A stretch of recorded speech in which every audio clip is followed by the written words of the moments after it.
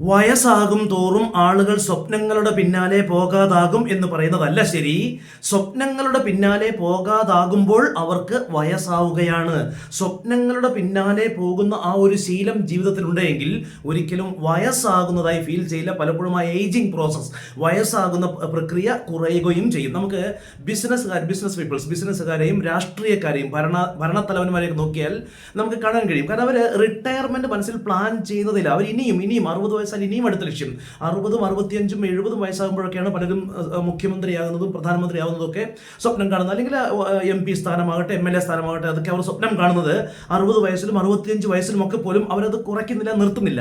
അവരെപ്പോഴും സ്വപ്നങ്ങളുടെ പിന്നാലെയാണ്. അത് വളരെ നല്ലൊരു ശീലമാണ്, നല്ലൊരു കാര്യമാണ്. അതുപോലെ ബിസിനസ്സുകാരാണെന്നുണ്ടെങ്കിലും അവർ റിട്ടയർമെന്റ് ഫീൽ ചിന്തിക്കുന്നതേ ഉണ്ടാവുന്നില്ല. പക്ഷേ ഒരു സാധാരണഗതിയിൽ ജോലിയൊക്കെ ചെയ്യുന്ന മിക്കവാറും ആളുകളാണ് അത് ജോലിയിൽ പ്രവേശിപ്പിക്കുമ്പോൾ തന്നെ അവരുടെ മൈൻഡ് സെറ്റായി ഇത്രാം വയസ്സിൽ റിട്ടയർമെന്റ് ആണ് എന്നുള്ളത്. പക്ഷെ അപ്പോഴും ഒരിക്കലും റിട്ടയർമെന്റിനെ കുറിച്ച് പ്ലാൻ ചെയ്യരുത്. എപ്പോഴും പുതിയ പുതിയ സ്വപ്നങ്ങൾ, ആ ജോലി ചെയ്യുമ്പോഴും സൈഡായിട്ടും മറ്റ് ചെറുതായിട്ടൊക്കെ എന്തെങ്കിലും കാര്യങ്ങൾ ചെയ്തുകൊണ്ടോ അല്ലെങ്കിൽ അതോടൊപ്പം തന്നെയോ പുതിയ പുതിയ സ്വപ്നങ്ങൾ കാണുന്ന ഒരു ശീലം എപ്പോഴും ഉണ്ടാകണം. ഒരിക്കലും റിട്ടയർമെന്റ് ഫീൽ ചെയ്യരുത്.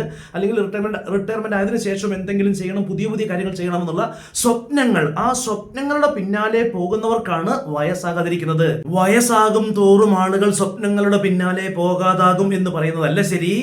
സ്വപ്നങ്ങളുടെ പിന്നാലെ പോകാതാകും തോറും അവർക്ക് വയസ്സാകുന്നു, അതാണ് ശരി. അതിനാൽ എപ്പോഴും സ്വപ്നങ്ങളുടെ പിന്നാലെ, എപ്പോഴും എന്തെങ്കിലുമൊക്കെ സ്വപ്നങ്ങൾ മനസ്സിൽ സൂക്ഷിച്ചുകൊണ്ട് അതിൻ്റെ പിന്നാലെ പോയിക്കൊണ്ടേയിരിക്കുക. വയസ്സാകുന്ന പ്രക്രിയ കുറയ്ക്കാൻ കഴിയും. വയസ്സാകുന്നത് അറിയുകയില്ല. ജീവിതകാലം മുഴുവൻ യൗവനത്തോടെ, യുവത്വത്തോടെ എനർജറ്റിക്കായി ജീവിക്കാൻ കഴിയുകയും ചെയ്യും. സ്വയം ചിന്തിക്കുക, സ്വന്തം തീരുമാനം സ്വന്തം ജീവിതത്തിൽ നടപ്പാക്കുകയും ചെയ്യുക.